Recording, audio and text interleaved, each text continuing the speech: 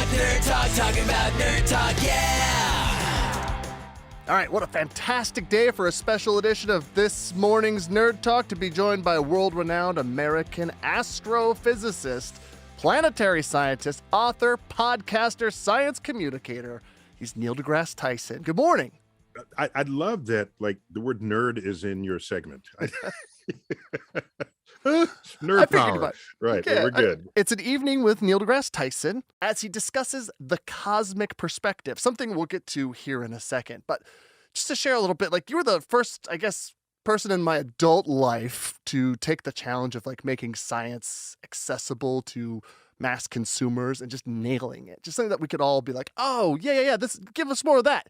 Because we've all had science teachers that didn't get that, right? And they had to deal with it. I take that as a very high compliment.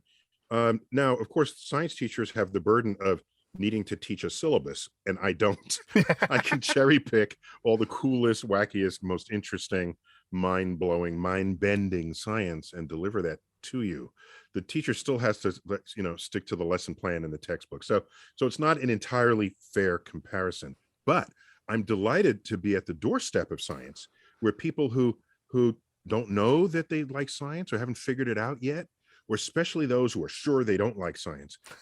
If I can reignite this ember of curiosity that's long gone dormant from childhood, then we're halfway there, because then you have a curiosity that you can then bring to new topics and new news stories. There was, a couple of days ago, there was a total lunar eclipse. Were you paying attention? Did you even know to pay attention, for example? And everyone on the side of the Earth facing the moon can see that, all right? It's not just you have to be in one place or at one time. That's like half the Earth is participating in that. And so when you're curious about the world, it changes your life. You become a lifelong learner. And thank you for the compliment, but sure. I don't want to, I still have to sort of keep the teaching ranks stoked with what they're doing, just kind of hang with it. And you hope that at the end you have a little bit more curiosity than when you started. Maybe if we had paid admission to the classes that these teachers were doing every day, it'd be a little different. I don't know. I've always been curious, there's not many people in your field professionally entertaining like you are. Is there like competitiveness amongst your fellow entertainers that do similar things to you? Or are you kind of a shared group that are excited for one another? So that's not how I think about it. I mean, I understand the question, but the way I think about it is, if I'm doing something that no one else can do, I'll do it. If I'm doing something that everyone else can do, let them do it, and I'll find something else to do. And that way the landscape is populated by expertise that each can resonate in its own space, if you will. So I have this fantasy where, a few years down the line, many more people are doing just what I'm doing out there. And then I slowly back out, and exit the back door, and just go to the Bahamas. And then you don't even know I'm missing, because it became an expected and fundamental part of what people recognize is on either on the internet or in social media or in the theaters. And then I'll just be there. Find me at the beach. Well, I'm happy you've inspired people like me then to be able to do at least a little part of that. That's cool. Did you have a Neil deGrasse Tyson that you watched for entertainment as you were growing up? Was there someone who did that for you? That's a great question. I think what's behind that is where they're role models. And I have an unorthodox view of role models, right? So for me, I knew enough as a kid. No, I'm not going to role model to anybody, because, suppose they do something stupid, or they do, I don't want to be them. But if they have a talent, then I want to extract that slice of talent and emulate that. So I had educator role models who had such a brilliant turn of phrase, and every next statement they spoke, I was hanging on the significance and the depth and the insights that it would bring to me. I said, if this is while I'm middle school, I'm actively thinking this to myself. And I said, if I'm ever an educator, that's the kind of educator I want to be. And then I met scientists who just had such an expertise of the universe. And I said, wow, I'll never learn that much there. I'm 14, right? So, and they spent, 8 years in college and graduate school. So I don't have a sense of the timing of what that requires yet. But I say to myself, if I'm ever a full up grown scientist, that's the kind of command I wanted. And my parents formed an excellent sort of a moral compass in terms of how to think about others and sort of a progressive outlook on the world. And so I assembled my role models a la carte. That's how I would put it. That's great. Then you're not one-dimensional. You have more options to look at. That's good. That's good. Okay, So so if we all want, just this is a nerd podcast, if we're all one-dimensional, we would just be a line. Okay. So I'm glad I'm not a line. All right. And nor am I two-dimensional, because that would just be flat. All right. You turn sideways and you would disappear. So I'm like to think I'm at least three-dimensional, but really I want to be four-dimensional. There you go. okay. Excellent. Now the idea of the cosmic perspective. I've always thought about it since I was a kid, and I read the late Alan Watts, and he was talking about the Earth and like from the perspective of a potential alien passing by like 1 billion years ago, and sort of an analogy towards like an apple tree or a fruiting tree. That maybe when they flew by 1 billion years ago, they just found a rock covered in some water and said, okay, that's interesting. And then when they came back 1 billion years later, they found that the tree was flowering and the apple tree was appling, and now the Earth is maybe peopling. So I've always thought of it in the context of like our smallness amongst the galaxy, but I don't actually know what you're getting at with cosmic perspective. I don't think I could do it justice like the guy who's going to be giving the actual talk.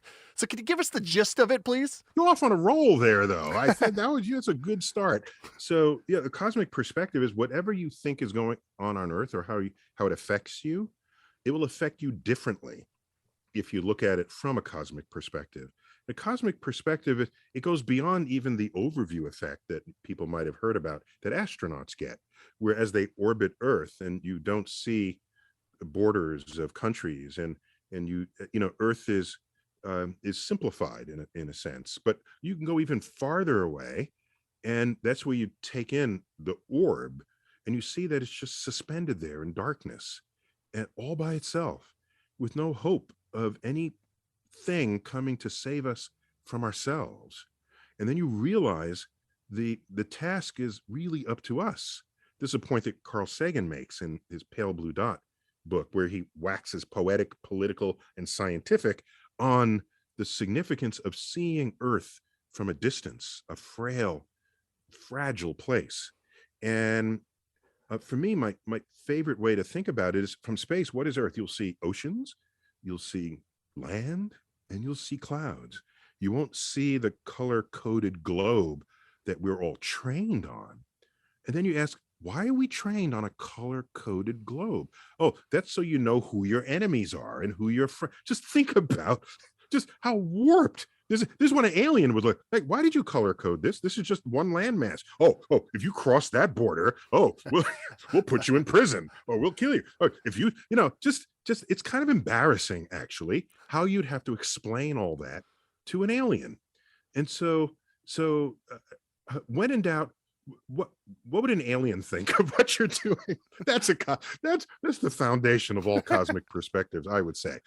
So the talk is it's a celebration of what we've come to learn about the universe. Give us a shout out for that, just as a species. But also, so much of what we learned tells us how small we are.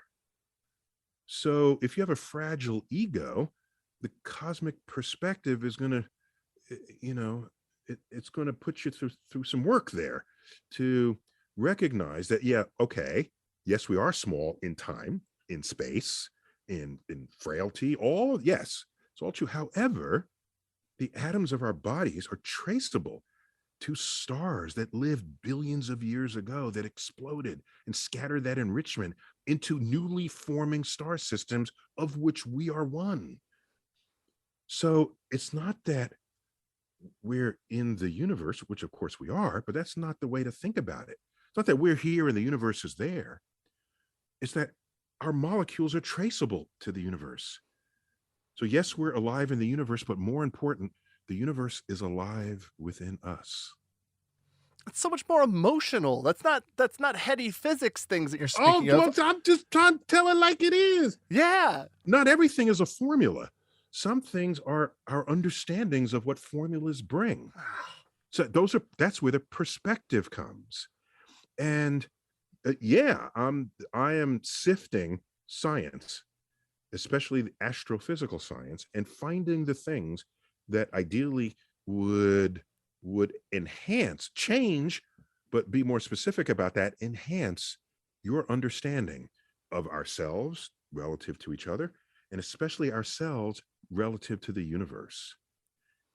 So, I mean, just think about it. You can sit in a college class and listen to a lecture. You're supposed to take notes, and you might be given a test on that. But occasionally, someone might give a speech. Well, if somebody's giving a speech, are you taking notes? No, they're giving a speech. Well, what's the point of a speech then? Oh, it's to shift your mood. It's to create a different sense of the world at the end of the speech that you didn't have before the speech. And what I'm doing on stage with full visuals and video and all of my psycho-emotional energy, I'm delivering to you an understanding of the universe brought to you by the methods and tools of science, sifted through the lens of an astrophysicist. And it's my goal that by the end of the night, you're going to be different. Not physically different, but emotionally different. Sure. Intellectually different. And if so, then I have succeeded. You've succeeded already just in this talk. So congratulations. That's amazing. Neil deGrasse. Nobody has to come. Just stay home. Save your money. No, but it's weird that these are in theaters, right? You're not coming to a lecture hall. Right.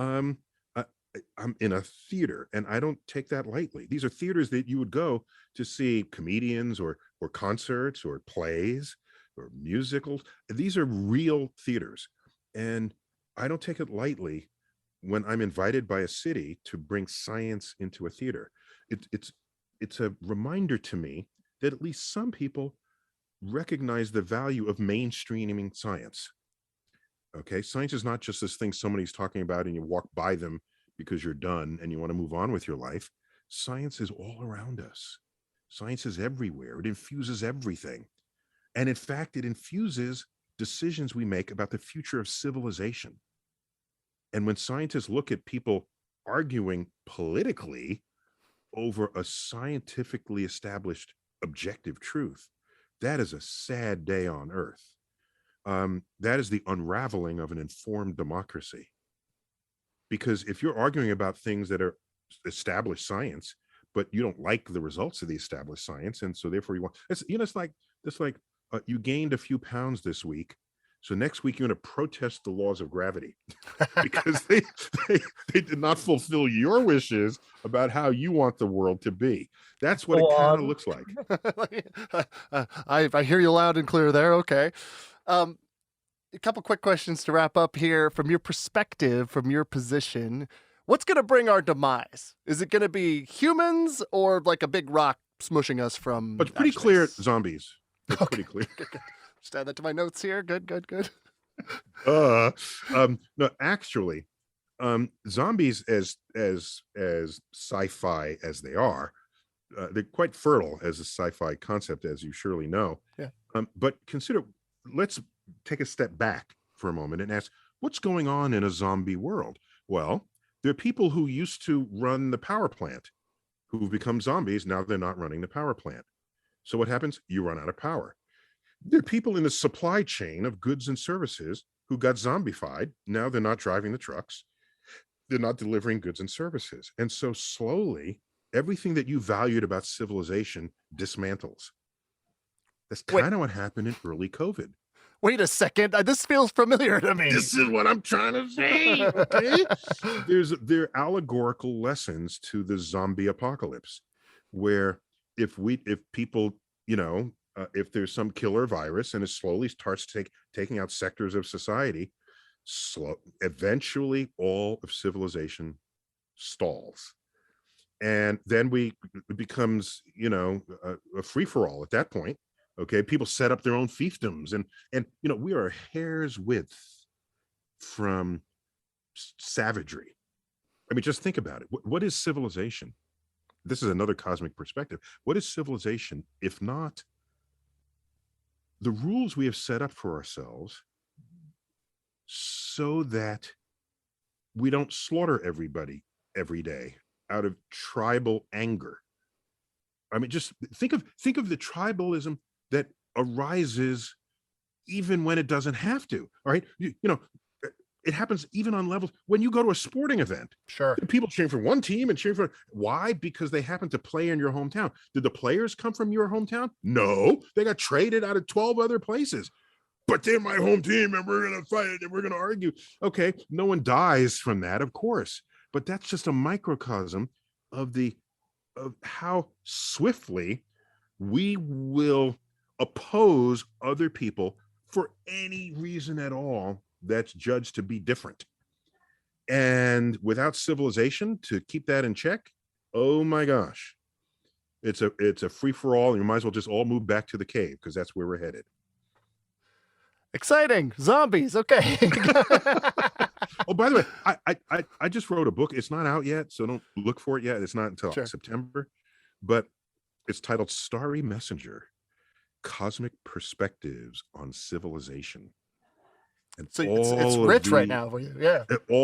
So there are topics in there, gender and identity, color and race, law and order, life and death, risk and reward. All of these topics are addressed in there from cosmic perspectives in a scientifically literate way. And so I'm finally getting it all in one place. You're getting snippets of it in these presentations. Yeah. Okay, real quick. I'm sorry if you got to go. I totally understand, but this one's easy. I'm looking over your shoulder. I'm going to ask you, what's your favorite planet? And I would hope beyond Earth. Favorite planet beyond Earth? Yeah. Good, because Earth is my favorite planet. After that, there's no question about it. It'd be Saturn. Yeah, Saturn. Rings. It's stunning with its ring system, and it's there's just no. In fact, in my talk, I'm going to be giving some fascinating, very high-res views of Saturn that just you have to gasp when you see them. Views taken by satellites that were sent, 1 billion miles away to take these images. And it's weird. NASA and the scientific community and rocket scientists and the whole, we can send spacecraft to planets. We can photograph the black holes in the centers of galaxies. And then we say, this vaccine will help you. No, it won't. Dude, I just sent a spacecraft to freaking Saturn. Okay. There was nothing more indicative of that than the last NASA administrator who came in and was like, I don't believe in climate change, and then sat down with the nerds, and they were like, here's all the evidence. And he's like, oh, yeah, actually, you're right. So interesting you remember that. That was, I forgot his name. Bridesworth. Yeah. Bridenstine. Bridenstine, yeah. So that means he was open to reason. Yeah, you can't hit someone over the head just for thinking something crazy or unsubstantiated if they have not been exposed to data. So, but if you have, and you still don't, then where's that coming from? What happened? What's missing in your school's education to not know what it means to understand data and what data show? And so, yeah, I don't really blame people. There's some gaps in the school system. People want to teach reading, writing, and arithmetic. Well, one of them should be also teach reason. Okay, add another R, the 4 R's: reading, writing, arithmetic, and reason. And if you don't know how to reason, you can't. I don't see how you can function in a world where being able to reason will make the difference between a civilization that works and a civilization that doesn't. Blank check. Which planet are you sending a probe to find out more? Oh, I see. You're thinking small. You're saying, oh, what's the next thing? And I'm saying, turn the whole solar system into our backyard. Explore it all. Yeah. Oh, yeah. Don't just sequence it. Oh, you want to go to the moon first or Mars? Go to both. You want to go to the comet or an asteroid? Go to both. Yeah. All right. Get a warehouse of all different kinds of rockets. And then you just knock on the door. Where you want to go today, Sonny? Oh, I want to explore life on the backside of Mars. Oh, that's this rocket strapped to this rocket, and boom, there you go. And how about you, ma'am? Okay, I'd like to do, I want to set up I want to go mining on asteroids. Well, here we got this. It'll get you to an asteroid. And this one is gold rich. This is water rich. By the way, water in space is highly valuable because it can keep you alive the way gold can't. So I'm looking at gold and water, and you're saying choose the gold, and I'm saying I'm in space. If you don't drink water for like a week, you're basically dead. So just I feel like California is about to find out the same exact lesson, where that water is about to become more valuable than gold. So you're going to want to know how to lasso a comet, okay, to get through to the future as your water table gets sucked dry. Neil, thanks so much for taking the time to get us all hyped up about it. Excellent, and I'll be there, ready for you. I would have said Neptune if I had the blank check. I want to know more about Triton, but that's just me. That's very specific.